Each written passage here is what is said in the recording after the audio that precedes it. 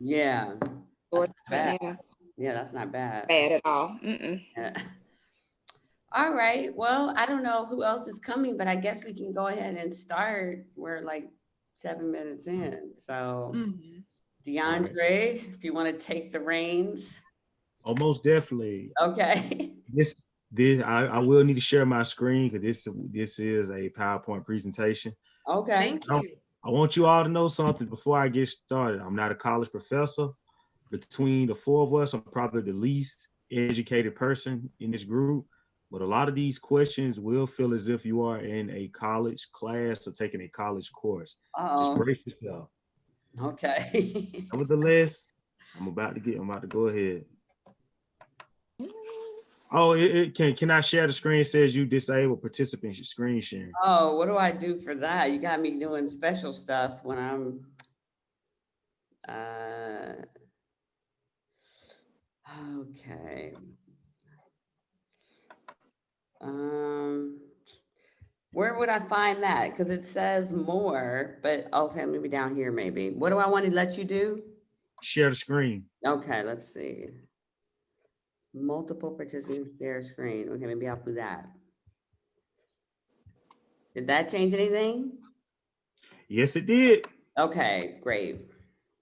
All right, you all, let's go to the beginning. Really does feel like school. I know, right? Here we go. All right, so as you know, this is the book. Right.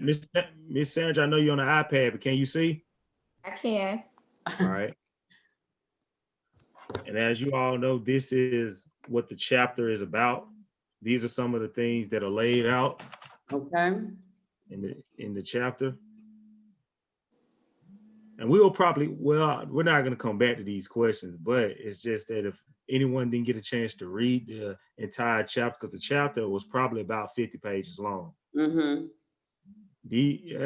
I had to literally break this down as much as possible, but this is what the book was basically about. Well, this is what the chapter was about. Okay. And of course, it's the title of it. I gotta get out of this for a second. This is the introductory video. Okay. I want to reduce this as much as possible. I want to take up you all's time.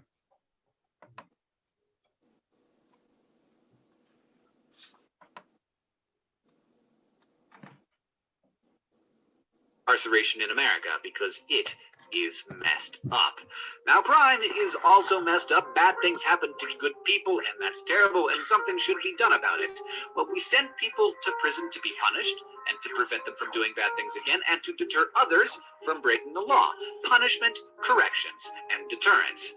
Now, we have this habit of thinking of prisoners as something very external to society. After all, there are literal walls between them and society, walls capped with razor wire and watched over by people with guns. But millions of prisoners are released each year. Today's prisoners are tomorrow's neighbors, so corrections should probably be the most important piece of the incarceration pie. Unfortunately, it is not. We are, however, really good at punishment. America has about 4% of the world's people and about 25% of the world's incarcerated people. We have the highest incarceration rate in the world. Over the last 30 years, that number has skyrocketed, increasing over 400%. 41% of American juveniles and young adults have been arrested by the time they turn 23. Children as young as 13 years old have been sentenced to die in prison. And our prisons violate international standards. Solitary confinement increases instability and violence in inmates and is considered by international law to be torture. But in America, it's not regulated by anyone except the prison officials. No judge, no jury. Arguably the most devastating form of punishment we enact in this country, and yet there is no appeals process. And you think it's hard to get a job in America? Well, we make it intentionally more difficult to get a job once you have a conviction on your record, not to mention just live your life. Convicts are ineligible for welfare, student loans, public housing, food stamps, and are often socially disconnected from community and family support structures. So in addition to having high recidivism rates, they have very high rates of homelessness and suicide. Somewhere along the way, we started to think that being tough on crime meant being tough on criminals, but that's not the same thing. Punishment is only one piece of a much larger crime reduction pie, and it's an expensive one, with some institutions paying more than $100,000 per year per prisoner. Long prison sentences have helped to decrease crime, but no more than 25% of the decrease we've seen can be attributed to incarceration, and it costs far beyond just dollars. The cost is to people, to our country, to communities, to families, and to ourselves. The policy seems to be, if you committed a felony, we just give up on you. These wars on crime, wars on drugs, they are wars on people. The smart political move is to appear tough on crime because crime is scary, so we increased minimum sentences, we arrested more people, we sent more of them to prison. That's how we looked tough on crime, but the results are in. It's bad policy. It's cruel, it's short-sighted, and to continue this policy of mass incarceration would be foolish. We're living inside of a massive $75 billion per year failed experiment. 2010 was the first year in nearly 40 years that the number of incarcerated individuals in America did not increase. Policymakers are beginning to realize the magnitude of this failure, but there is a long way to go. John, I'll see you on Tuesday. Wow. Yeah, that's pretty crazy. I thought I'd throw that in there regarding what we're speaking about. But now this is our questions are coming up. So this is the quote at the beginning of the chapter for those if you didn't get a chance to read it. And this is a quote made by Frederick Douglass. And I'll read the quote out, and then I have two questions I would like for us all to chime in on, if you will. Okay. And it's this: a heavy and cruel hand has been laid upon us. As a people, we feel ourselves to be not only deeply injured, but grossly misunderstood. Our white countrymen do not know us. They are strangers to our character, ignorant of our capacity, oblivious to our history and progress, and are misinformed as to the principles and ideas that control and guide us as a people.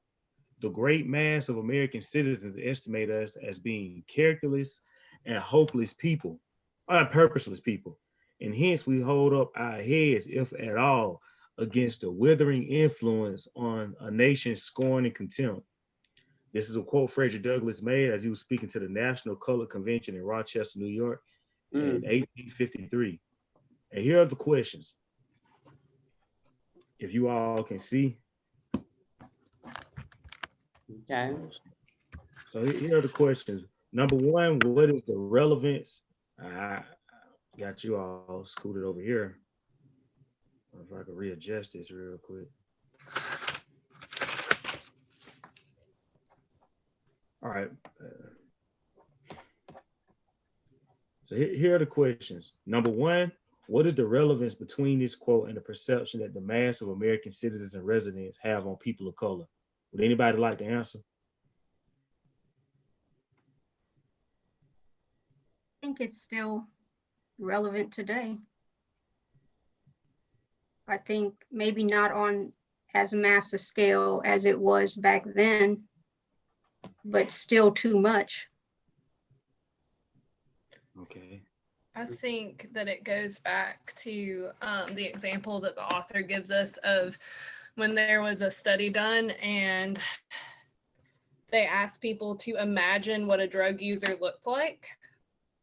And a huge percentage of those people were people of color or Black people.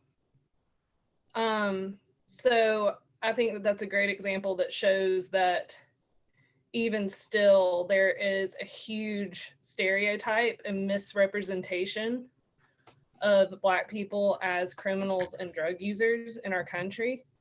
And it goes back to another point the author made, that you don't have to use race to describe somebody anymore, because criminal and Black, especially criminal and Black man, has become synonymous in our culture. So I think that Frederick Douglass's quote is still very relevant today. All right. Ms. Nandy, do you want to elaborate? Yeah, Nandi can elaborate. I mean, No, that's all right. It's always happens. This is always like a common thing. I do think that there is still this kind of, I guess, lack of understanding about the history of, you know, Black people. I mean, I think even as Black people ourselves, we don't know a lot of our own history. I mean, depending on what kind of family you came up in, and if you're just educated in a traditional American school system, and if you water that down to if you're in an impoverished community and you have less access to better schooling, you know, then your education is going to be very, very limited in terms of an actual teaching you about your history as a person of African or maybe Native American descent as well, and even Caucasian descent in terms of what was happening. Um, so I think that all I really remember getting in school was you hear about like the quotes you use. You hear about Frederick Douglass, you hear about Booker T. Washington, you hear about Martin Luther King, and you know about the slave trade and us coming over on the boats. And you know, maybe a little bit about civil rights. I don't even remember really a lot about civil rights when I was in high school. It was pretty much slave trade and a lot of history about the explorers who found America and having to know which explorer took which route, you know, Magellan and Drake and Columbus, and what year and what did he do and who, you know. And so there was really no exploration of our history except that we were slaves. That was really the main point I got from school, that we were slaves and that we had to kind of fight to come out of that. So in terms of, I mean, how could even Black people know about our own history, let alone white people? Yeah, I don't think that, I think that's a tall order to expect them to and understand us when we don't even sometimes understand ourselves fully, you know, because there became this thing that's kind of interesting to me. I think, I mean, in some aspect it's good, you know, in terms of like Black pride. And then it became, I remember in, you know, the thing became, you know, we were kings and queens, you know, that was always what people started saying. Um, and then the guys would, you know, if they met you, hey, my queen, you know, that would be kind of like the line to come at you. And so it's just interesting to me because it's like such a, I just feel like it's almost like a disservice to think of yourself as either almost like a slave or a king. You know, that it's such a wide area in there for a scholar, an inventor, you know, a scientist, a musician, an artist. You know, that there's so much in there that we're not given any information or pride about. I mean, we're not told that we were inventors. And so if you don't tell people who they are, then like I think children growing up, they don't even think that we could invent anything, or that we come from a history of writers. Every writer you read about is William Shakespeare, Virginia Woolf. And, you know, even when I have conversations with coworkers and we are in a book club and we're talking about writers, there's this assumption that you know about all the writers they've learned about and that they read and that they think are great. You know, well, you know, of course, because, you know, remember we were studying about, you know, Sylvia Plath or Virginia Woolf or, you know, John Steinbeck or, you know, William Faulkner. And it's like, I've had some exposure to that, but there's no acknowledgement or understanding that maybe there's all these other great writers from different cultures that you know nothing about, that are just, if not greater. You know what I mean? There's this idea that there's this only this Eurocentric group that did everything, and that the rest of us are just kind of, I guess, trying to find our way. I don't know, you know. Yeah, that you touched on some very interesting points. I remember listening to a Jane Elliott interview, and she said that in America we teach that if you're white, you're right. If you're light, you're all right. But if you're Black, you better stand back. So that's one of the things she said. And also, when as you were talking, I was thinking something else, that Black people have little to no self-knowledge, and the little bit of things we do know about ourselves, we learn from a system and a group of people that enslaved us. So that is just miseducation altogether. Now, Right. to the second question, you don't have to answer this because you kind of answered it in the first question. But on a scale of 1 to 10, how accurate is Frederick Douglass's quote 167 years later, exactly 12 years prior to the end of prior to the abolishment of slavery? I put it as, for accuracy, I'd probably put it at a 10, but in a way, I think of it like, I honestly think if the media hadn't made it such an important thing to have this perceived idea of how Black people are, that it wouldn't be like it would have progressed more than it has. Like people, the majority of people wouldn't think that way if it wasn't for the media. I think the media has played a really, really strong part in keeping his statements accurate today, Gotcha. what people think. All right. And you know what? Some of you have touched on some stuff that we're going to get into, because we got like, well, this is like a 15 slide presentation, because I'm going to stop and share some videos regarding what was said in the later parts of this chapter, because I want to get through everything. This is going to be very, very interesting. Well, would anyone else like to elaborate on the second question before we move forward? Yeah, I would say that it is a 10. But when you think about it, there's so much more information that's available today. You know, we talked about, during his time, there would have been very little information on our history. There would have been almost, they were so disconnected from their African roots, that, and a lot of people couldn't read. There would be no way to get that information. They were just coming out of enslavement. So, but today, there is a lot of information if we choose to avail ourselves to it. I think it just speaks to how entrenched, beginning in his time and way before that the misconceptions about Black people began, and they're just so entrenched in our culture that we're still trying to dig our way out of that, because we've had people in this group tell us that they were, taught these things as children. And that's why it just continues to proliferate, generation after generation. So I would still give it a 10 as well. All right.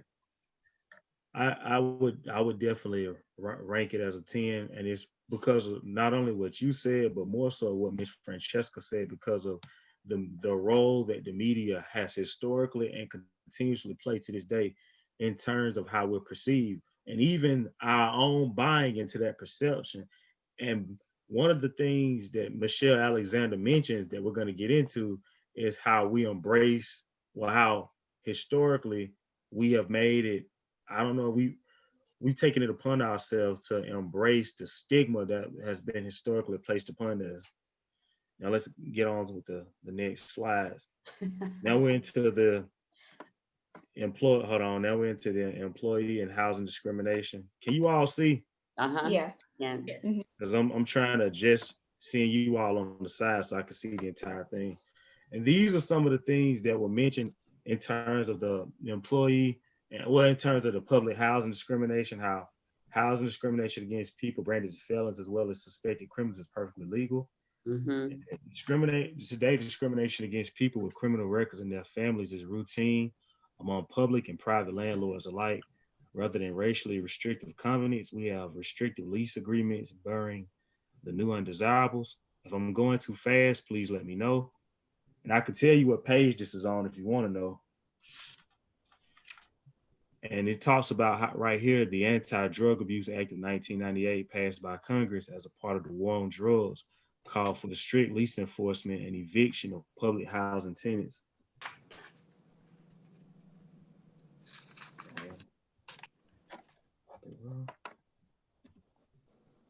Oh, I forgot I did that. I don't know why I did that. It's fun. It's like it's doing a snake. Like, ooh. You know what? So, sometimes there's a such thing as being too creative. Doing the most. He's like, I'm gonna make this slide exciting.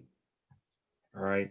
So this brings us now to the 1996 State of the Union, where Bill Clinton was said that one strike you're out.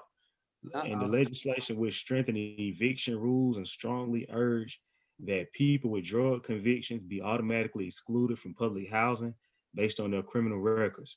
He later declared, if you break the law, you no longer have a home in public housing. One strike and you're out. The Quality and Work Responsibility Act not only authorized public housing agencies to exclude automatically and evict people with drug convictions and felonies, it also allowed agencies to bar applicants believed to be using drugs, whether they were convicted of a crime or not. All right, we're going to get to the question soon, I promise you. Access to decent, stable, and affordable housing is a basic human right. And it also increases the sustainability, the likelihood a person with a criminal record will obtain and retain employment and remain drug and crime free. Research conducted, and I forget what page this is on. Hold on.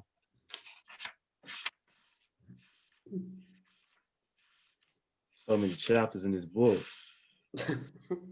Well, yeah, it's so much. Chapters are so well in depth. Yeah. I'll get back to that later. But research conducted by the Corporation for Supportive Housing in New York State shows that the use of state prisons and city jails dropped by 74% and 40% respectively when people with past criminal records were provided supportive housing. Mm. Now here are the questions. So question number one, based on these facts and statistics, how important of a role does public housing play when it comes to helping newly released prisoners get their lives together? Would anybody want to take a crack? I mean, I think it's clear from what you've said and the statistics you're showing that it plays a huge role. I wrote down that they said that 30 to 50% of individuals under parole supervision in San Francisco and Los Angeles were homeless. And so it was just kind of highlighting for me. I mean, I think it's kind of obvious that it would be really difficult to, you know, I guess make different choices or get your, like you said, get your life together upon release from prison, because I mean, you can lose a job and not have done anything criminal and have your life spiral out of control. In terms of if you're not able to meet your rent and you don't have anyone available to you to help you kind of get through, friends or family or something like that, I think it's very easy in today's economy in the US to become homeless. I mean, what they can discriminate against you based on just a better applicant who has a more stable, higher credit rating, makes more money at their jobs, that their income to ratio in terms of the rent is better, and they have just more trust and faith that that person will be able to keep up the rent. But I think for people who, if I was to play devil's advocate, I mean, I guess you have to make people in society feel invested, an invested stake in terms of people who come out of prison being able to have assistance.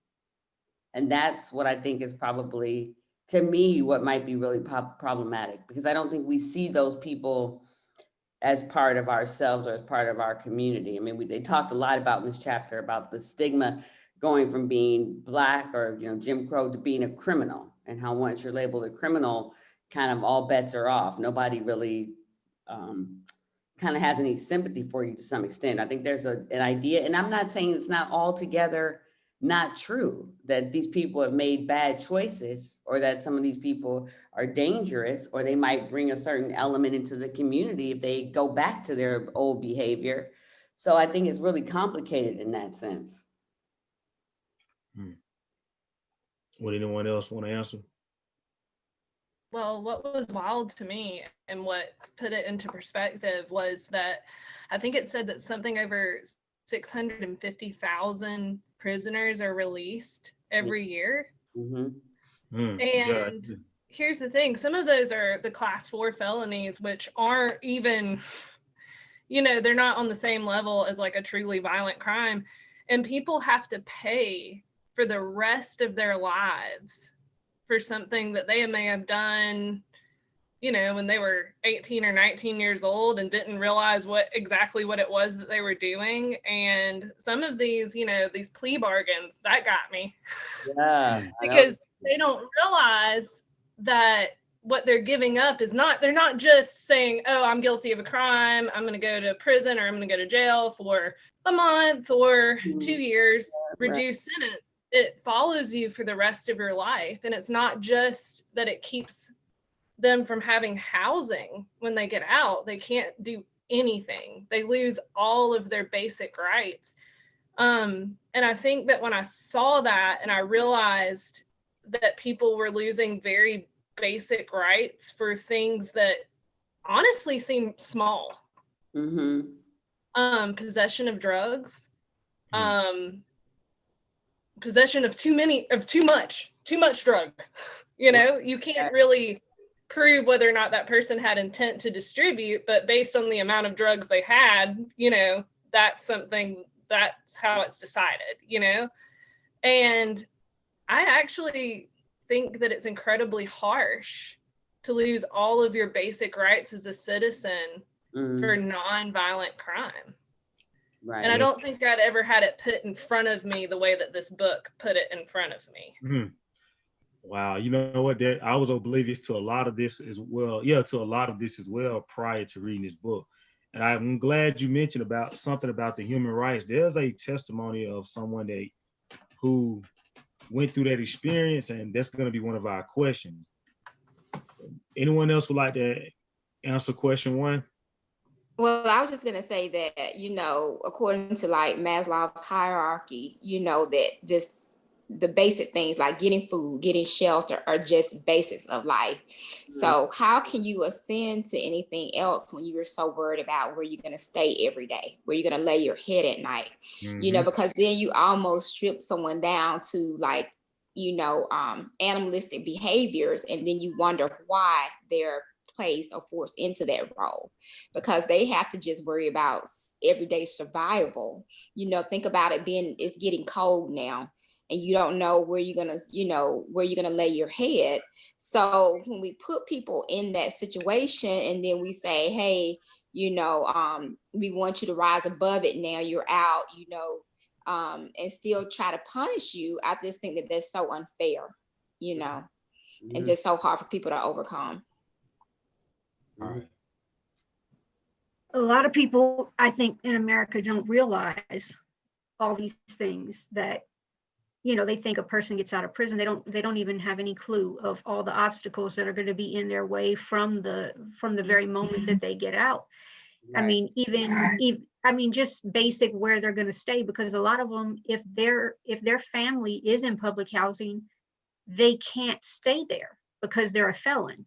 So they can't go spend the night there unless that person is going to take that risk and hope that no one finds out that they let them stay there. Because if they're told on, there goes their place to live. Right. So it makes them, you know, not really, you can come for tonight, but you got to go tomorrow. And then, you know, constantly having to find somebody else to stay with. I mean, most people don't think about that. They don't know what the laws are. They don't realize that they think public housing, you know, oh, you get you have cheap rent. So you don't have to worry about anything, like your life is easy because the rent is cheaper. When in actuality, there's all these rules in order to stay there. And it's not, you know, it doesn't make their life easier because the rent is cheaper. They make less money. You know what I mean? So if it's all relative, they're still paying, you know, the same amount of proportion, you know, percentage of their income is still going to just surviving, paying their rent. So, I mean, but I think those things are, they're ignorant to the laws because they haven't had to deal with them themselves. So they're ignorant to the reality of how, you know, someone's life is after they get out of prison. I was just going to say, it just as a quick aside, I do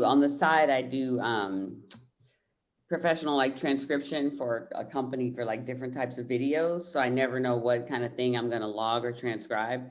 And so I'd had a quick one today and I was trying to figure out what they were talking about because it was like a contractor kind of guy. And he was just talking about these lighting devices and the knobs on the device. And you know how this one would, once you drive up, it activates the lighting on the whole outside of the house. And, you know, from this kind of console panel and you don't have to have light switches. It's all done on like an iPad kind of thing.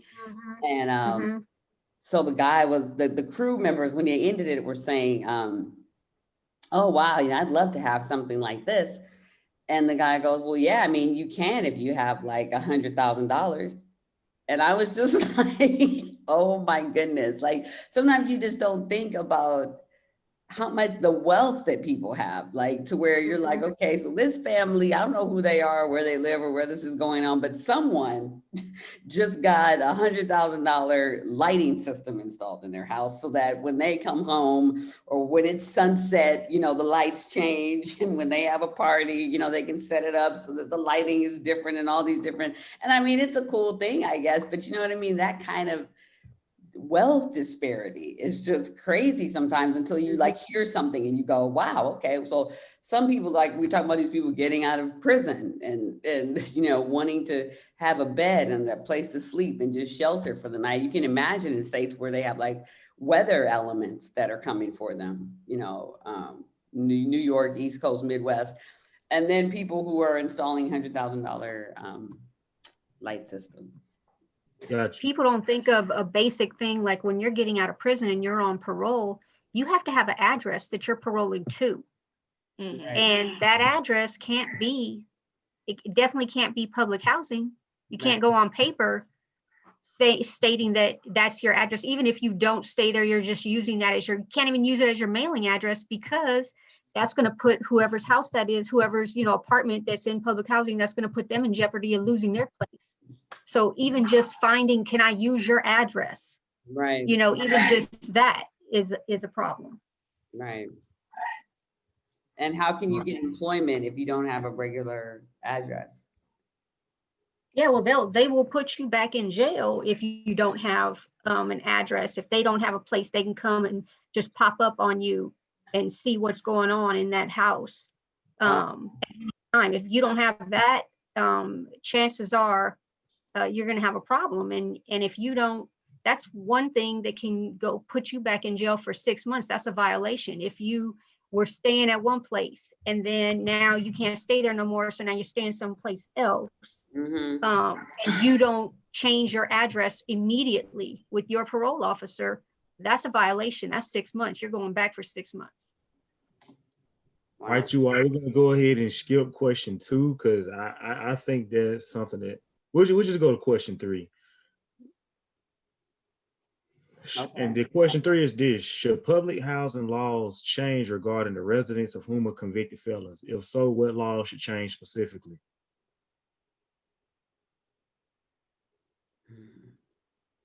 I personally think they should.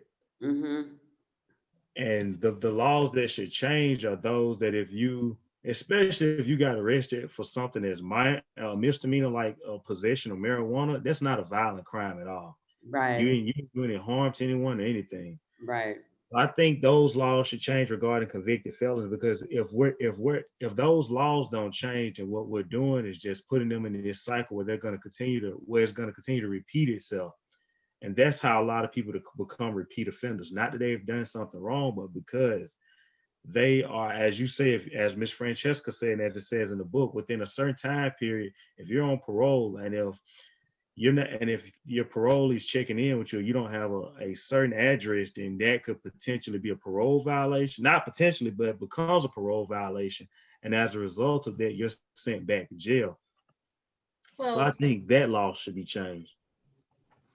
I agree, but also you got to think about the number of people where marijuana has either been decriminalized or it has been legalized, and there's still people that have marijuana violations or have been to prison for marijuana possession or distribution, and that's still on their record. And that's still a thing that can exclude them from housing and voting and stuff like that. And yeah, I know that there are ways to get pardoned and get some of your rights back in situations like that, but how many people know that they can or know how or have somebody to help them through that process? There's a lot of situations where something's no longer illegal, not just marijuana, but a lot of things, and that person's criminal record is still following them for something that's not even illegal anymore or wouldn't be considered a felony. How do we change that? That definitely needs to be changed. Gotcha. Would anyone else like to answer question 3? All right. And so here's some statistics. These are both on page 187. We're going to Okay. get into this one and that one. So about 70% of people with criminal records did not complete high school, according to at least one study. About half are functionally illiterate. Many are tracked for prison at early ages, labeled as criminal in their teen years, and then shuttled from underfunded inner city schools to brand new high-tech prisons. My question to that is, in what relation is this statistic to that of the school to prison pipeline?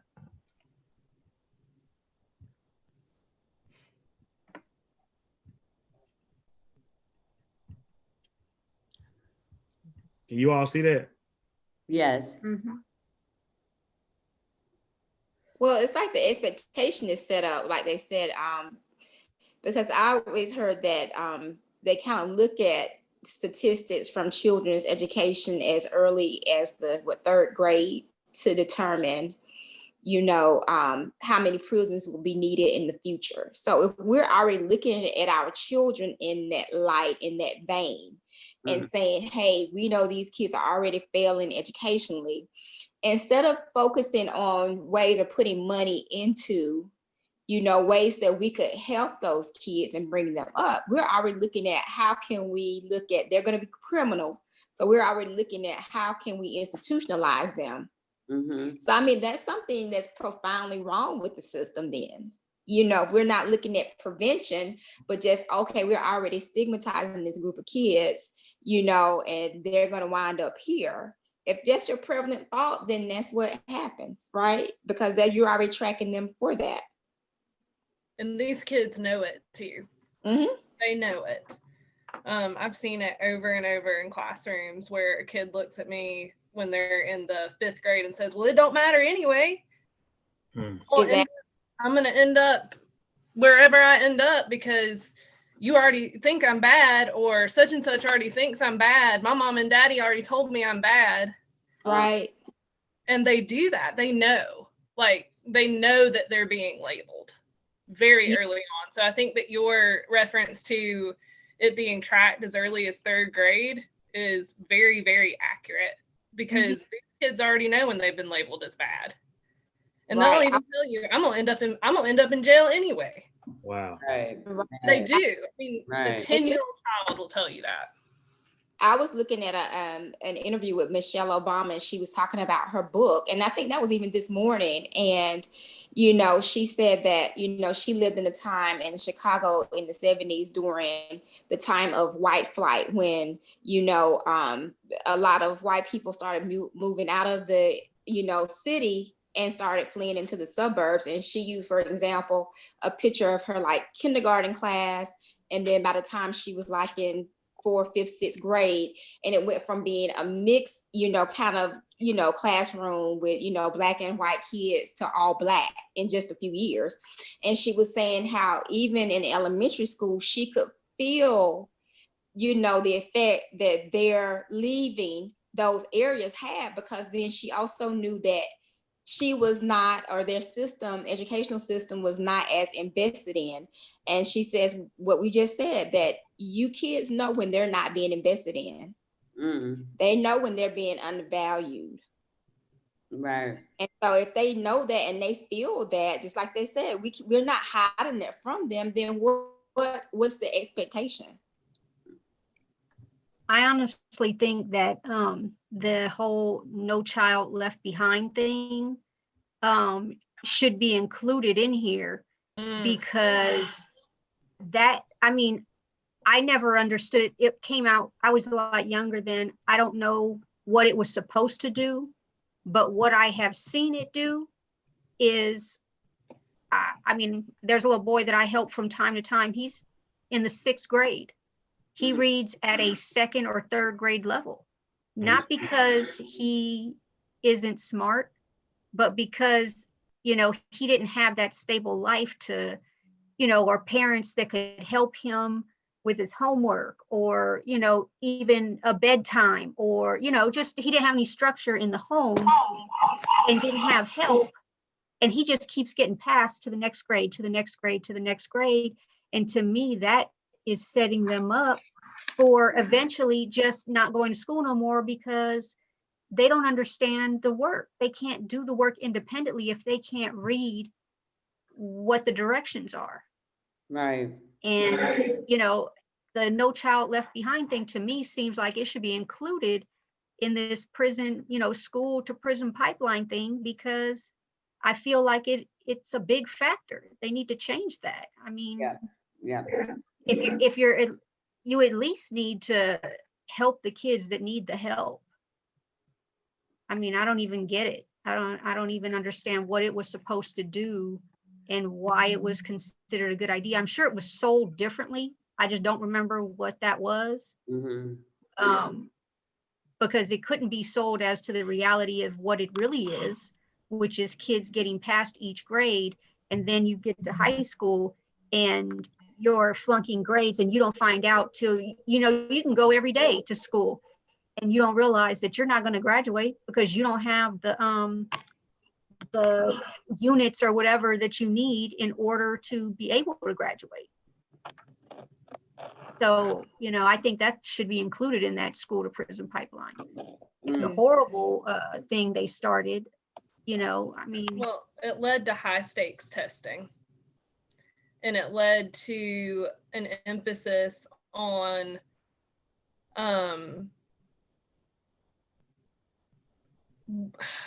it's hard to describe because it's academic learning, and this college prep being the most important thing. Mm-hmm. And it doesn't leave any room for people who have other talents to succeed. But I don't even understand how it could be college prep if you can't even read. Yeah, so the kids, so because of the focus on college prep, the kids who can't or don't have that at-home support, right? Those are the nice ways of saying things, right? Yeah.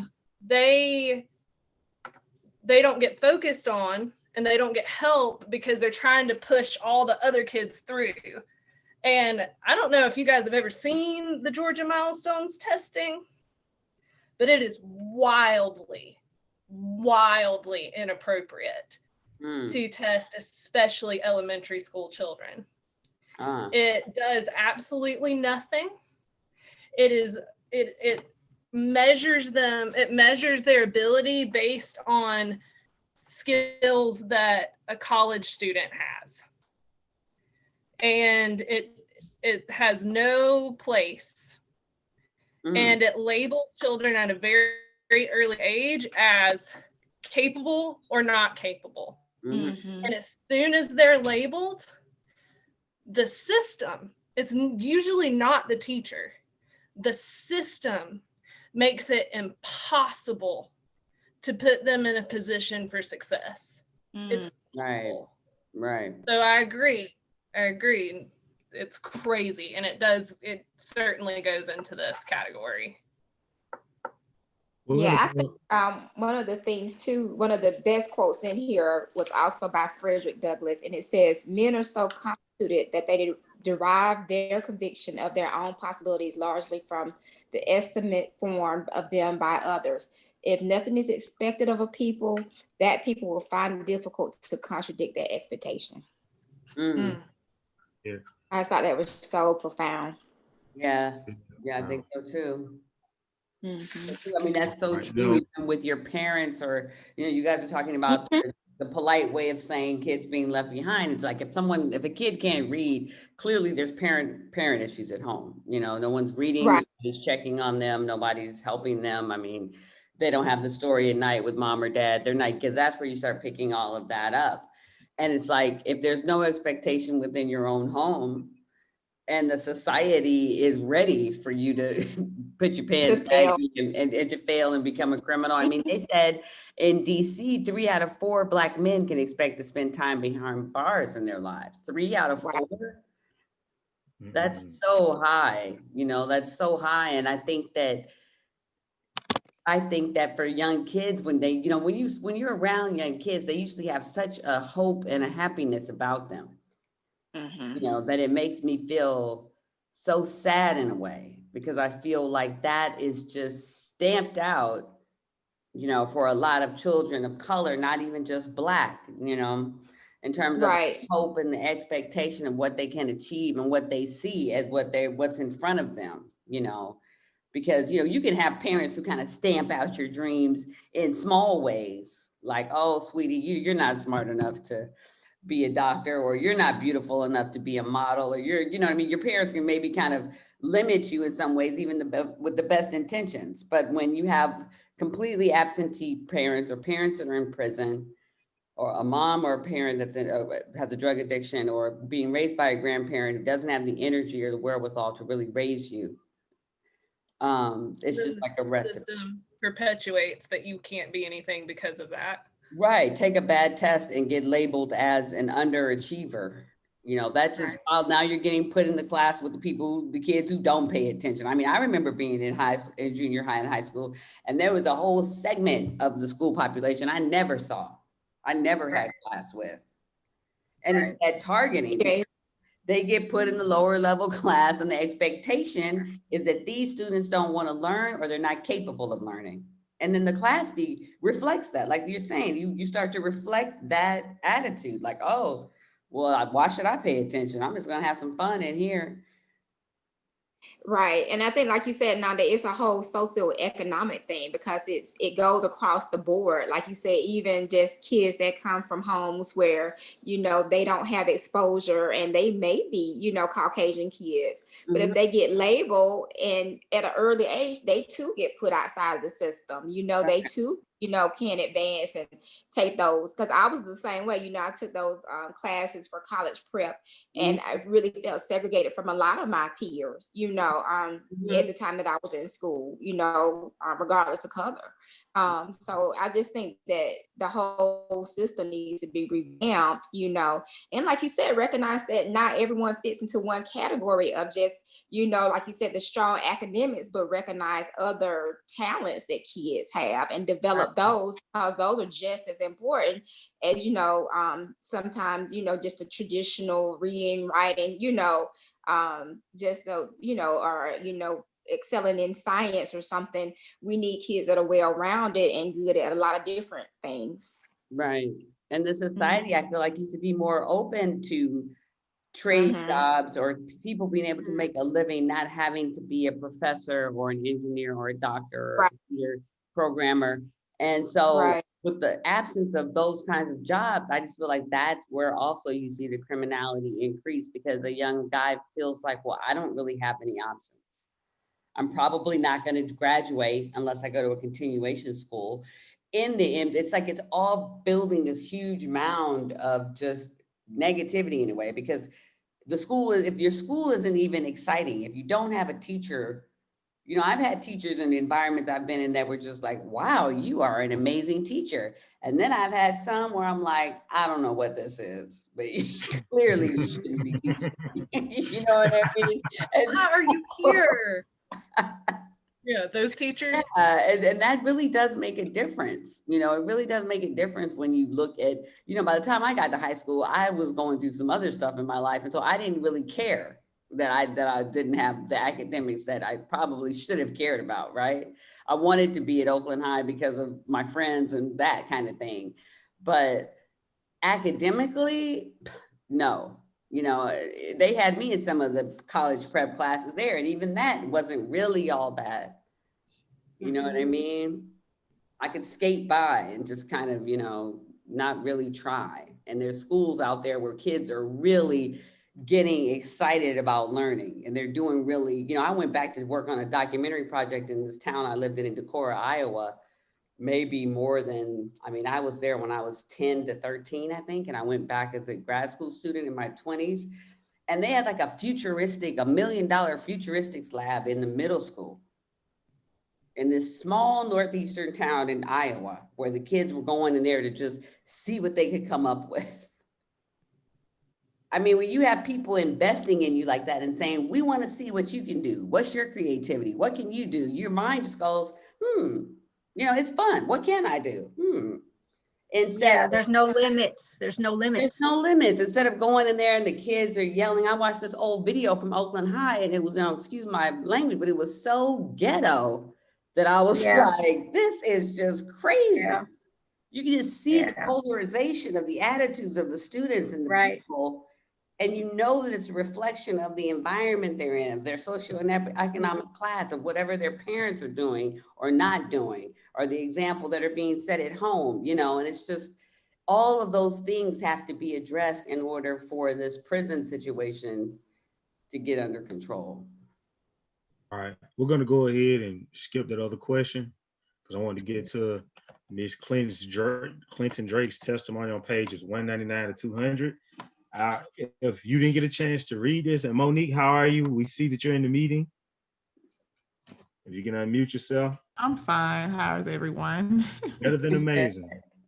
Oh, Can- better than amazing. Are you able to see the PowerPoint, darling? Yes, I am. I'm able to see it. Okay, I'm gonna go ahead and read what Clinton Drake said. And if you read it, so Clinton Drake was arrested in 1988 for possession of marijuana, and was arrested again just for having only $10 worth of drug on him, and was a Vietnam veteran, but found himself having to pay court costs up to $900, and because he was told to take a plea bargain, and he did take it, but he didn't realize what the ramifications behind that decision. So this is what he said. And this was regarding the presidential election in 2004. He said, I put my life on the line for this country.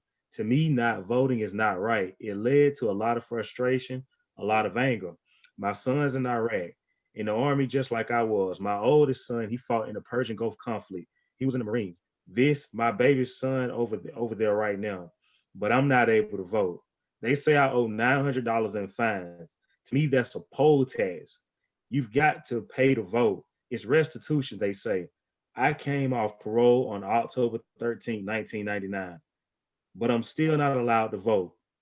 Last time I voted was in '88, Bush versus Dukakis. Bush won. I voted for Dukakis. If it was up to me, I'd vote his son out of this time too. I know a lot of friends got the same cases like I got, not able to vote. A lot of guys doing the same things like I was doing, just marijuana. They treat marijuana in Alabama like you committed treason or something. I was on the 1965 Voting Rights Act march from Selma. I was 15 years old. At 18, I was in Vietnam fighting for my country, and now unemployed, and they won't allow me to vote.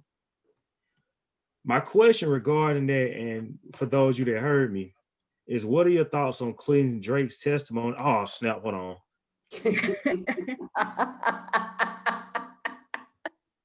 Too much creativity. What are your thoughts on Clinton Drake's testimony about being stripped of voting rights acts, as well as serving prison time and heavily charged fees, as well as others whom disproportionately have a similar experience? I think you're setting them up for failure with the fees right off the bat. I feel like if you've served your time, you served your time. How are you going to attach a fee onto it as well? So now they have this fee they have to pay when they get out. How are they going to do all that? They got to get their life back together to even get a job, to be even to pay for anything. And you know the job they're going to get is not going to pay enough right off the bat in order to take care of themselves, and maybe they have kids or whatever it is. It's not going to be enough. Now you got fees on top of it. Shouldn't it be that they serve their time? They serve their time. Like, it shouldn't be another fee attached to that. Yeah. Besides the not being able to vote, I mean, when you finish serving your time, you should get that right back just automatically, because That's what I'm saying. you've paid your debt to society is what they claim. Right. So have you really paid your debt by going to jail? It doesn't seem that way. I mean, we're one of the only first world countries that doesn't allow prisoners to vote. There's actually a quote in the book that says that basically our incarceration system is far from the norm. In other countries like Germany, for instance, which follows and even encourages prisoners to vote. In fact, about half of European countries allow all incarcerated people to vote. while others disqualify only a small number of prisoners from the polls.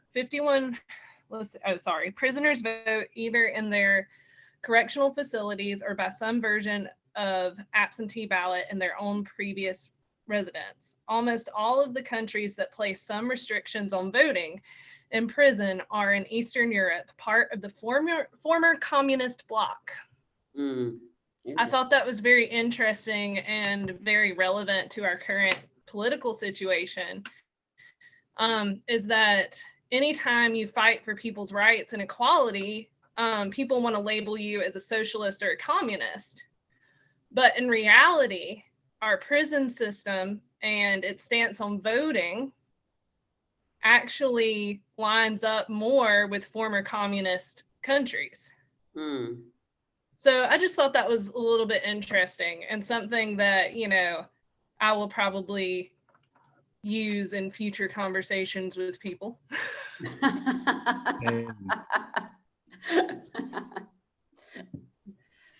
I think that I thought that was really sad actually when I was reading those stories about people trying to work, and they break down for you like what they were making, which is like barely anything, I guess, minimum wage type job, and how much they might have to pay. A lot of times there weren't jobs in the inner city, and they had to travel, they had the commuting costs, and then they had their rent, and then they had their restitution that they owed. And clearly when they broke it down, they didn't have enough money to live on. And I mean, I only know, life, maintaining a job and maintaining your timeliness and your enthusiasm for the job can be difficult sometimes. Even if you are living the dream, you might have a couple days where you're like, I'm not feeling it today. You know what I mean? And so if you're working and you're not really getting any, it's just to make these requirements. It just seems like they are setting them up to fail, because nobody wants to commute on the bus, 2 different buses every day to a basic job. You know what I mean? It's just, there's no incentive. And I don't see why they can't even kind of give them some kind of work furlough, some kind of program in prison to save money into an account that they can't access, so that once they get out, they have some money in the bank that they can use to transition into society. To set someone loose in society that's been locked in, literally in a cage, and expect them just to acclimate and be like, hey, and able to do, I mean, there's a shock of just the freedom sometimes for some of these guys. Like, they have been told what to do, where to go, what to eat, and now every decision is on them, And so I think it's ridiculous to make them pay fees. I don't know who they owe this money to. I don't know.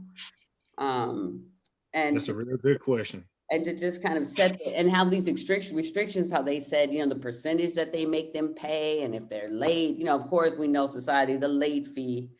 And I just think that it's just setting them up to fail and really making it difficult for them to make different choices, because even people who are highly qualified in today's society and economy can have difficulty finding a job. And so the only kind of job that you can get with a record out of prison, I mean, most of them, I'm sure, don't even have high school diplomas, or if they do, they might just have that. Your options are very limited. And as the times become tougher and people are losing jobs because of pandemics and things like that, and just the stress of society, then the people who might not even have wanted those basic jobs are going to get them. Right? Then there are no more manufacturing of those type jobs. So the options are extremely limited. I think in this situation, I think you're just setting them up for failure. Gotcha. Would anybody else like to elaborate before we get into 2 quick videos real quick? All right. Y'all sure? Minstrels, gangster rap, and stigmatization, racism in film. Yeah, this is about to get very, very interesting. Minstrels. Can you all see? I can see the page that says minstrels, gangster rap, and stigmatization. Mm-hmm. Wait a minute. Can you all see it? Mm-hmm. See YouTube? Yeah. I see it. It's a PowerPoint slide. Yeah, I see a PowerPoint slide.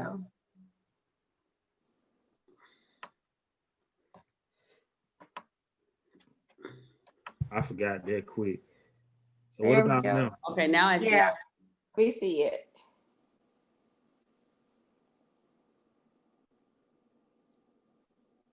This is Jay-Z's video for the story of OJ.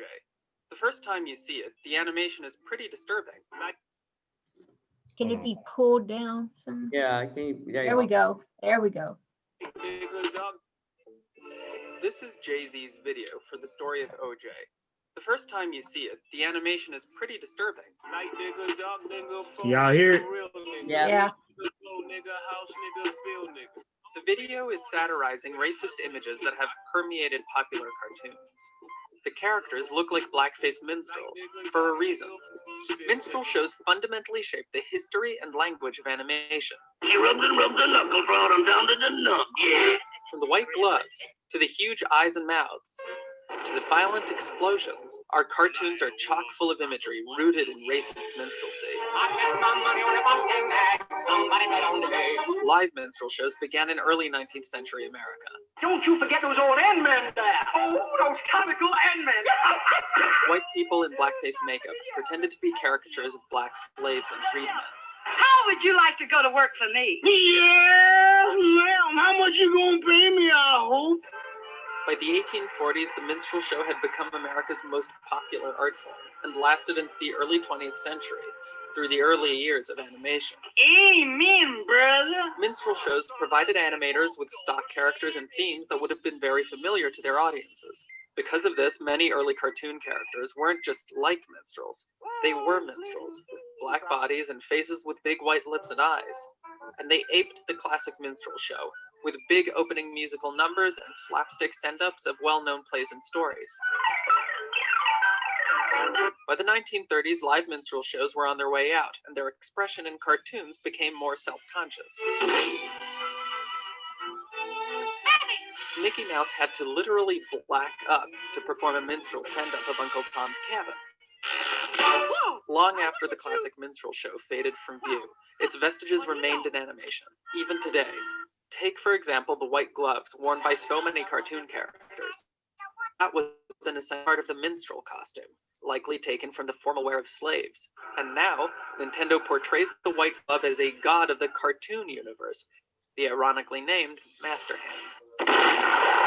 And that recurring cartoon explosion where the faces are charred was a direct reference to blackface makeup.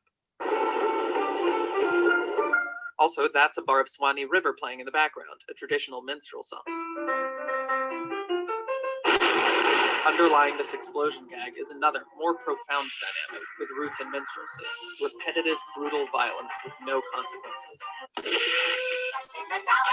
The historical American setting for such violence had been plantations, where masters saw no consequences to mercilessly beating and torturing slaves. This violence became a stylized part of minstrel show slapstick, which made its way into vaudeville and animation, and carried forward through 20th century cartoons. I'm for coming, Master Elmer. Tote that board, lift that bell, yappa, yappa.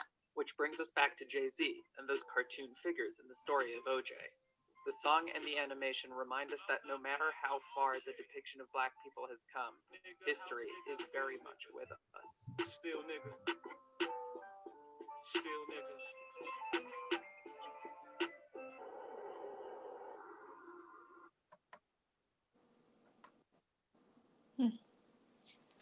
Hold on, I ain't done. I gotta share again.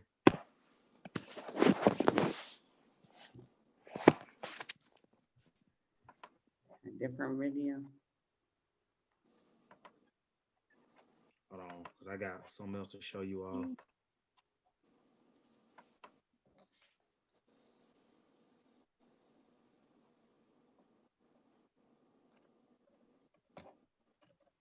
It's not letting.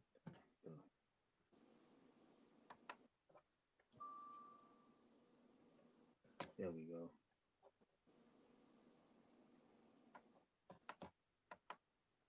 Are you all able to see this? Yes. Special report.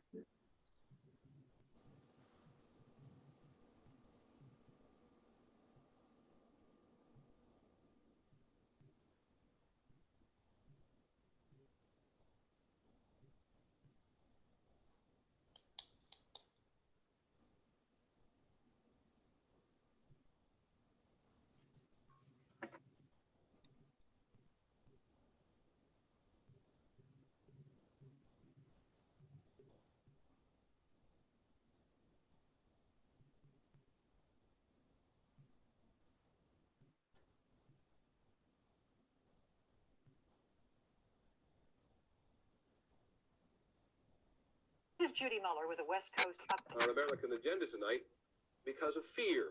Fear that what started out as music to inform has turned into music that incites. Our agenda reporter is Carol Simpson. Little brother's worried and big brother's scary because in 3 days' time someone's gonna be buried. Every Friday and Saturday night, aspiring young rappers gather at a record store at Hollywood and Vine. Somebody tell me, how can hell be underground when it's right where the black man found? Their rhyming lyrics to a thundering beat are angry, violent, and profane. Coming up, man, and I'm straight up rain. Man, I did a mother in a riot. People want to see reality. They want to see what's really going on. This is the youth. This is the young black youth that's been put through hell, you know what I'm saying? And they have to express themselves.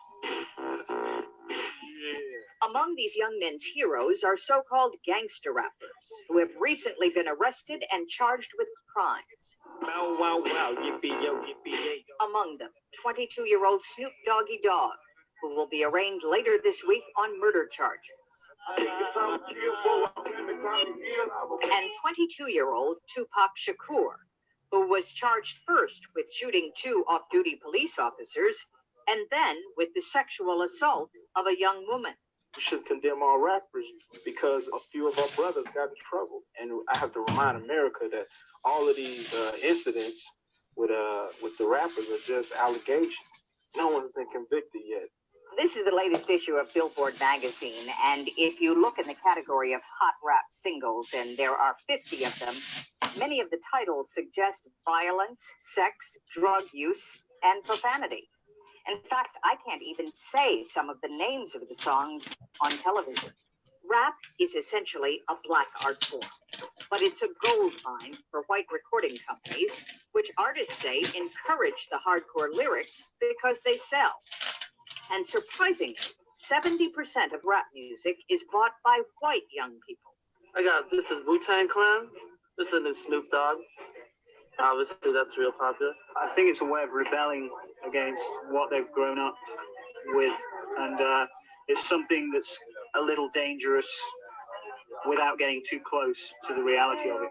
But so many black young people are very close to the reality. And now black leaders say some rap is having a negative effect. The people must now begin to fight back and say that the race and degradation, the sex exploitation is unacceptable. BLS 107.5. WBLS in New York, one of the nation's largest black-owned radio stations, today announced it will follow a handful of other stations banning the worst rap music. It's the best variety of adult hits. V103, how great it is to be in a gang, how great it is to slap women around and call them bitches and hoes, how great it is to sell drugs. Unfortunately, you've got a lot of kids that are also getting that, and that's being perceived as black reality. Gangster rappers don't seem to care if radio bans their music. Snoop Doggy Dogg's new album is already #1. If you don't like it, don't listen to it. If you like it, love it. If you don't, you. There is positive rap music. Rapper Queen Latifah fights negative images with her music. You can kill the music. Go for it. I challenge you to try and kill us. You'll never do it. We won't die. But people are dying in our communities. Change that. I challenge you to change that. I challenge you to come in and help us. Few doubt the seriousness of the problems in the black community, but its leaders say that doesn't justify what they no longer hesitate to call filthy and dangerous music.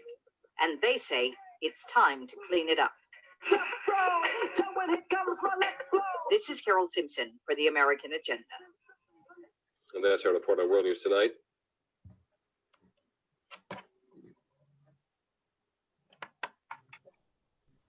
Got to shower one more time. Got to get back to the PowerPoint.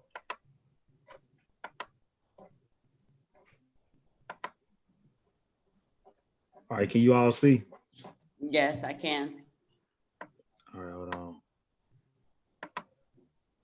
Did that? I know that took you. Oh, hold on. I know that took you. Now it went to the right page this time. Okay. Yeah, I know that took you.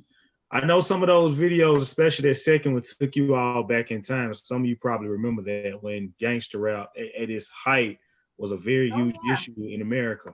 Oh now, yeah. The reason why I chose to choose the first video, especially in this second one, is because the author did go in depth about how how blacks embrace the stigmatization placed upon them by the media, and also it talks about minstrels, the role that is played, especially amongst prominent people in our community. Certain comedians have probably whether they did it on their own, but I think it was more so they were paid to do it. They embraced that role of being minstrel, like you see certain TV shows with certain comedians that decided to wear dresses and put on makeup. I'm not gonna call names, y'all know who I'm talking about. I just no, I'm serious. My question I know, is, it's just funny. He said I'm not gonna call names. the question is from pages 211 to 218, it goes in depth about most of that. But interestingly enough, there is a statement mentioned on page 215 about the embracement of stigma by young Black people. What are you all's thoughts on these videos and the in-depth discussions on these 7 pages and the statement on page 215? And if you want to hear this, let me read you all the statement on page 215. Yet when these young people do what all severely stigmatized groups do, try to cope with turning to each other and embracing their stigma in a desperate effort to regain some measure of self-esteem, we as a society heap more shame and contempt upon them. We tell them their friends are no good and they will amount to nothing, that they are wasting their lives, and that they're nothing but criminals. We condemn their baggy pants, parentheses, a fashion trend that mimics prison issue pants, and the music that glorifies a life many feel they cannot avoid. When we are done shaming them, we throw up our hands and then turn our backs when they are carted off to jail. So what are you all's thoughts on the videos, that statement, and the in-depth discussions on these 7 pages? Ooh. You can answer however you feel. This is a big one. This is a big one, a real big one. For me, gangster rap, I was a teenager. I was a teenager when it came out, and it wasn't just, I don't know, it has changed over the years to become something else. Whereas back then they were talking about experiences that they were living, how their life was, what was going on, with police brutality and things like that, their interaction with police on an everyday basis, things like that. But if you look at the videos, they were dressed how they normally were dressed. It wasn't like how it has transformed today to where now it's all money, sex, and drugs. And it wasn't, they were talking about stuff back then, but it wasn't on the same level. It has transformed to where I wouldn't even look at that back in the day as I would the minstrel stuff. But now to me, a lot of the videos, and especially the reality TV, has turned into what I look at as minstrel stuff. That's how people are looking at it and thinking when they are seeing it. And I don't think that the generation that's doing it even has an idea of what they're doing. I don't think they've realized what they're portraying or anything. For me, maybe it's just because I'm older, I look at, they showed a picture of the Public Enemy CD or whatever, and acting like that they weren't part of gangster rap. But anything that was a little too political or a little too in your face was all lumped into gangster rap. I don't recall them ever saying anything about it's great to be in a gang, or No. even that it's great to sell drugs and be in this lifestyle. They were talking more about the problems in their society and what was going on. So, right now it's a different game now. It's a different game. They've taken the worst elements out of that, and that's what's popular now. So I believe, she hit it on the head when talking about, people, relating to the the stigmatization and embracing it and going with that. But I don't think they realize what that has helped to portray in the media. And it's shaped a lot of people's ideas about Black people in America. And I can relate it even to, like, I mean, our capitalist society has pushed the idea of, you know, money, money, money, and the better you are, the more, you know, you have more money, you're a better person, you live a different life, you have, and that's what everybody has embraced and left everybody else behind with that. So when you make it, like even this whole big deal about Cardi B and the Birkin bags, her collection of Birkin bags and all this, you know, it's just, Oh, to is that a me, big it's like, deal? Is that? oh my God. I didn't know about it. Yeah, they have a picture of her with like 12 Birkin bags or something, and her little baby girl has a Birkin bag, and Okay. you know, that's, you know, and they're by she has a right to do whatever she wants to with her money. Yes. Okay, let's just put that out there. But when you are making that seem like that's what you need to attain to have a good life, you know, it's warping people's view of reality and what's attainable by an average job and an average life, you know, and then it's gotten so out of hand. I mean, instead of, we value money so much in the society that instead of, you know, getting to a certain level financially and then helping others, it's more about getting more stuff and showing off your stuff. And I think we're, back in the day, we had more of an appreciation for things than it is now. Because even when you look at the gangster rap, they weren't, you look at the videos, they weren't showing you some lavish, unattainable lifestyle. They were just talking about how things were and the unfairness and the dealing with the police all the time and the stuff like that. But it's just, it's morphed into something else now.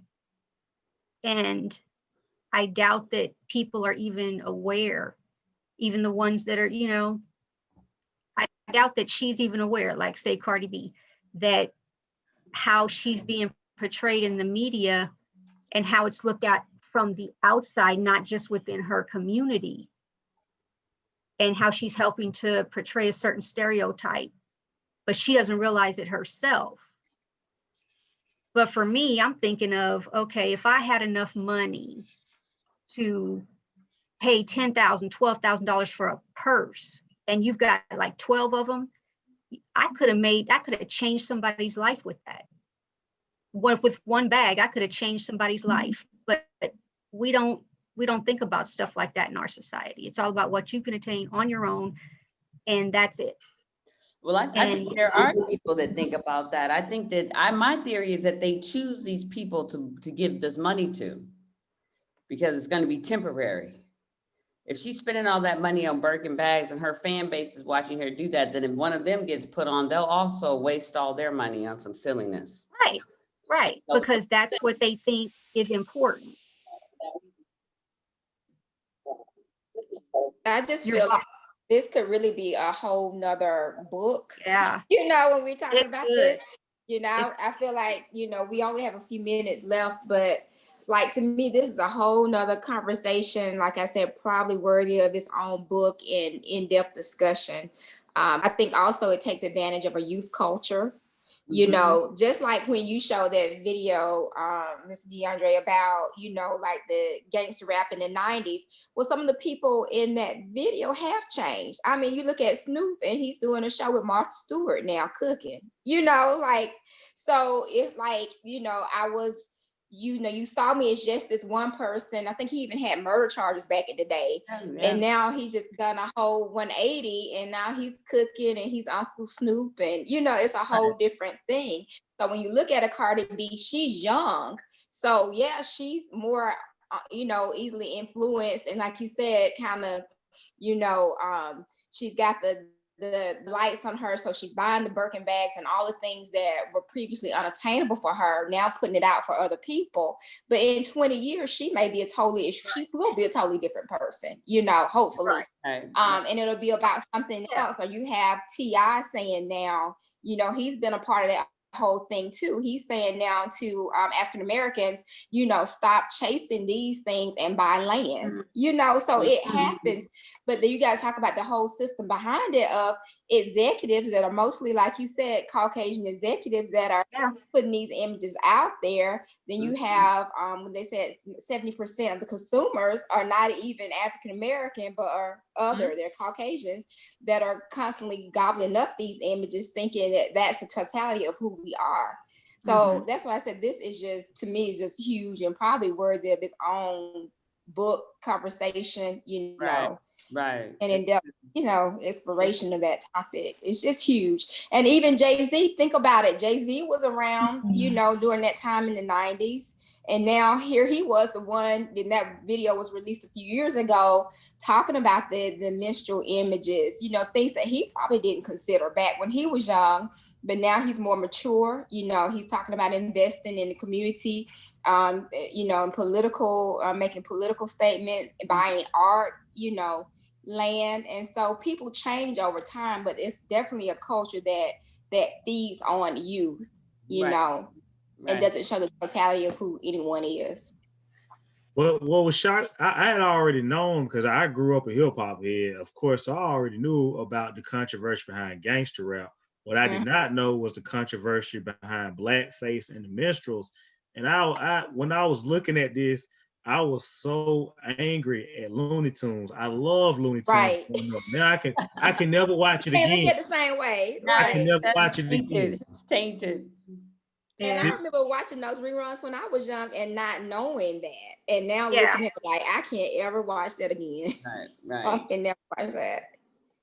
I mean, I do think that I like hearing that, people get older, they change, but I do think that I do think that the rap industry was co-opted in a lot of ways and turned into hip hop. And I would hope that, I do like that there was a money-making avenue, I think an outlet for a lot of people of color, Black people, to have an opportunity to make money through the creation of a new art form, a new style of dress, of language, all that stuff. Magazines came out of it, Vibe, The Swords, like tons of opportunities for people.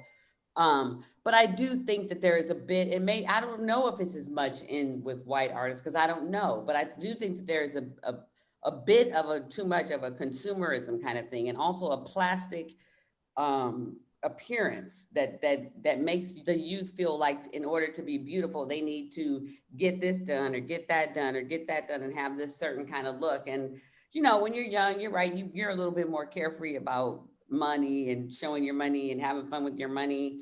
But I do think that it can sometimes go too far in terms of the messages that we're sending young people. Maybe that's my age coming through.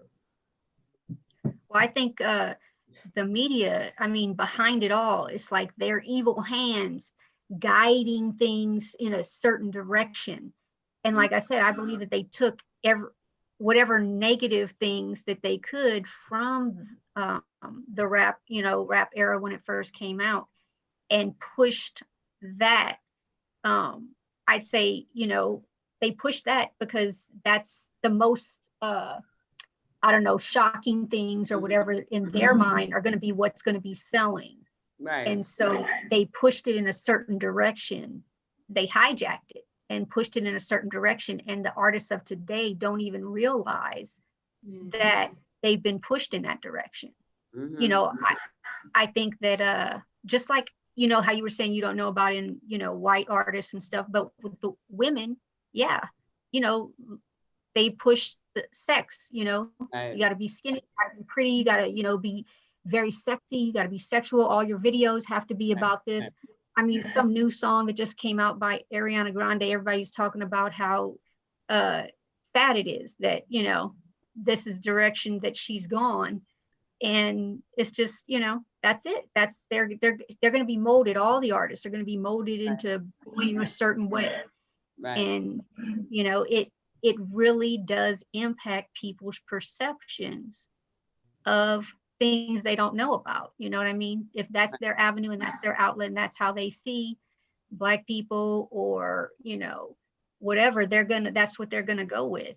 That's what they're gonna believe. Right. Because I remember, like, even for white people, you go to a different culture.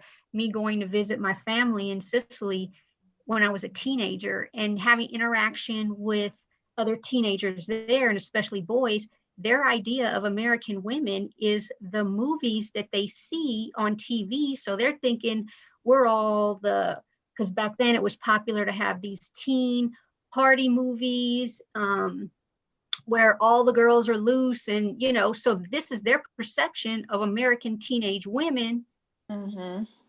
And they're asking me questions thinking that, you know, that's how we all are. Right.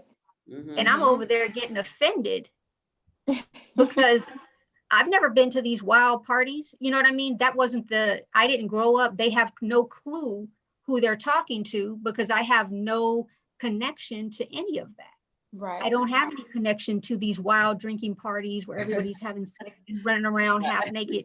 Right. You know what I mean? I have no connection to that. I've never been to a house party like that. The house parties I went to, there was no alcohol. We were dancing and nobody would trash somebody's house. You know what I mean? It's just, I'm just saying, you know, the movies I'm talking about, Nandi? Yeah. Those, you know, crazy, just stupidness. And I remember thinking to myself, man, if after watching one of those movies, man, if somebody started trashing one of the people's houses that we went to a house party at, there would have been a knockdown, drag out fight. You don't mess somebody's parents' house. You know what I mean? You don't trash. That's their thing. That's their possession. That's all they got. You know what I mean? Right. I was in the middle. Sorry, I didn't mean to interrupt.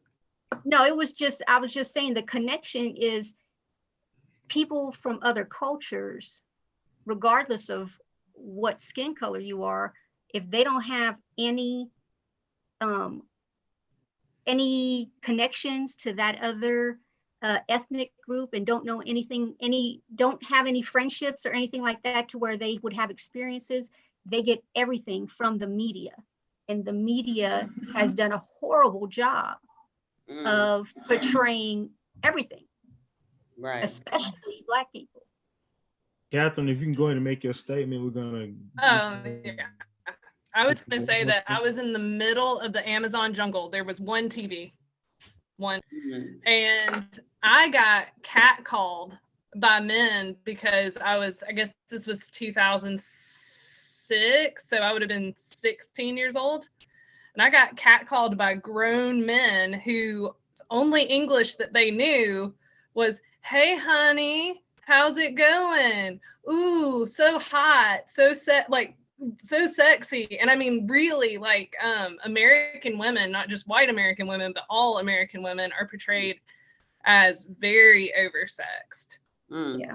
And so I just wanted to kind of piggyback on that point that you were trying to make, is that the media is not helpful. So I know that my perception of Black people growing up was strongly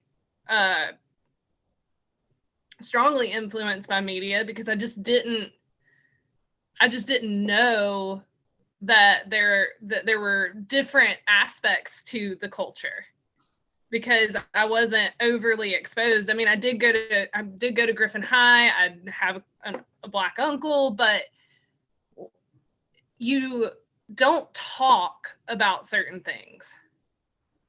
And so because you don't talk about certain things, it's really hard to dispel some of those stereotypes. And I think that the chapter also addresses that there are certain things, even in the Black community, among Black people, that aren't discussed, and that self-hatred is perpetuated.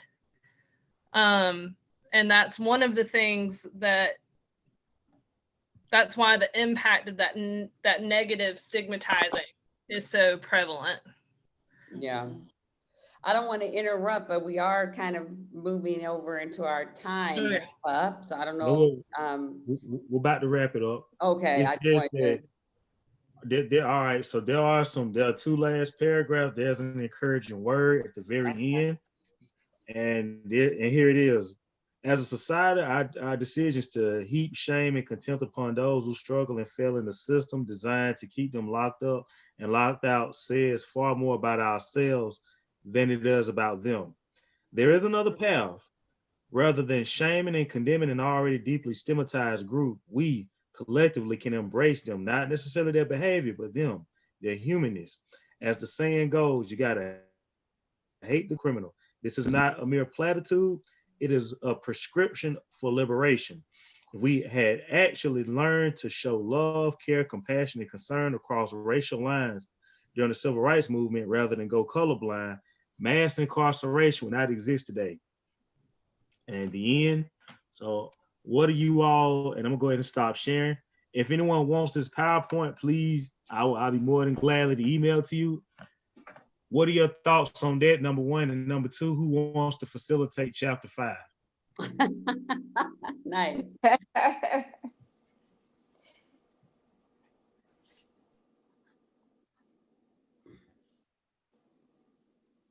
Well, I'm going to tell you my thoughts. So my thoughts are that I definitely agree with what she's saying in terms of putting more emphasis and building more solutions around the the positive, coming up, being more solution oriented than problematic about the culture. Because anything that you focus on with a lot of energy and a lot of effort and a lot of emphasis, you tend to magnify and expand that which you focus on.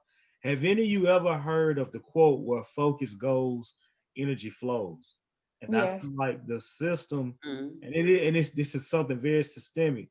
And I feel like the system having their hands in the media continues to get everyone's undivided attention, and they focus on this one thing, and that's where everyone's perception and their energy goes towards. A lot of people's perception is in fact based upon the media, because they don't do their own research and they allow the media to do the thinking for them. And it's only when they do their own research that they discover something other than what they've been told their whole lives. I cannot tell you the number of times I've had discussions with people about the news. I have a cousin that was supposedly arrested for a shooting at a mall, but the news was fake. Now I'm thinking to myself, if that was fake, what else have they lied about? So I just think that definitely love the criminal but hate the crime. And like Yashonda said, she said this a while back, that there are other countries that don't exactly sentence people to life because they believe that people can be rehabilitated. And I Mhm. just think that we need to put more focus on rehabbing and rehabilitating criminals and reforming them rather than deforming them and suppressing them. Because people come out, I know people that have been in and out of prison, they've came out worse every single time. Mhm. Those are my thoughts. Does anybody have something they want to say, and who wants to facilitate chapter 5? Do y'all want me to do it again with the PowerPoint? I mean, you did an excellent job. I do You think did an excellent job. I'm like, man, if I facilitate again, shoot, I gotta I gotta step step it up up. my game. Yeah. I thought the same thing. I need to take some Got my- classes or something. yeah, I got to step up my game now. I know. Took it to a different level. I know. But I would love. Here's the thing. I would love to facilitate again, but being a part of 3 Toastmasters clubs and having to do speaking in between this, it is going to take up some valuable time. I just No, was you fortunate shouldn't have to to. have You time. shouldn't have to go back to back. You shouldn't have to You again. shouldn't have to go back to back. Yeah, that's a lot. I'll just give I'll give my comments on the last part. It's just such a huge undertaking because so many things have to change. It's not just the laws and the prison system, people's attitudes, and it's just so huge. And it's crazy because when you think about America, we're supposed to be the new country, the newer one compared to other countries. And we are so modern in some senses, but so backwards and old fashioned in others. And especially our prison system. You're looking at these other countries, and I mean, they might still have cobblestone roads and things like that, and don't have, but their prison systems are much more modern and much more geared towards rehabilitation than ours. Ours have nothing to do with rehabilitation, nothing at all. Nothing at all. Exactly. Nothing. I mean, people think, but the average American thinks that they do.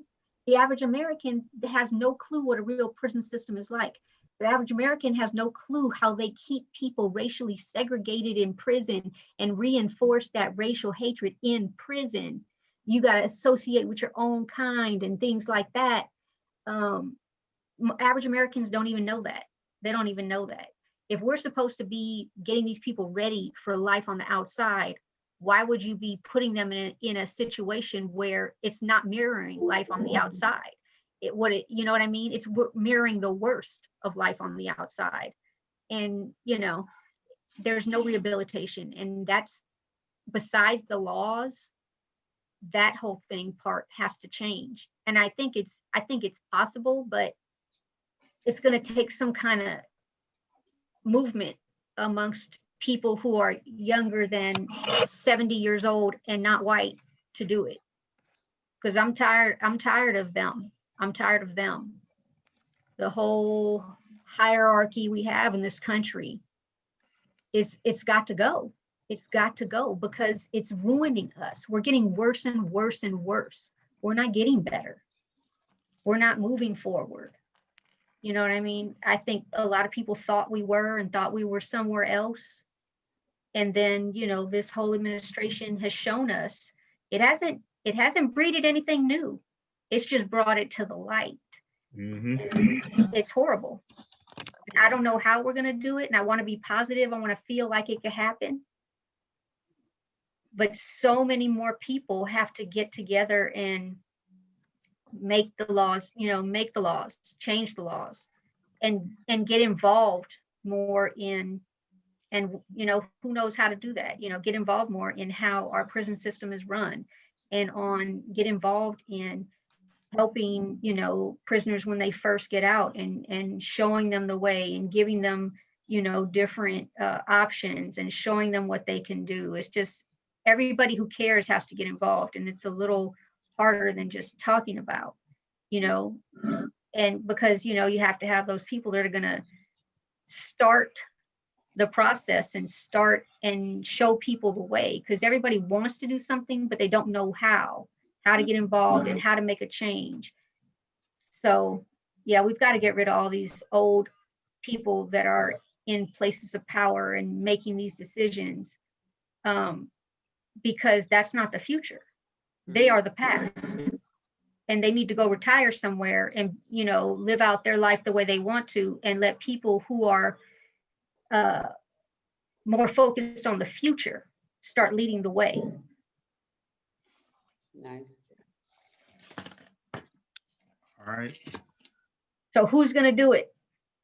Next week?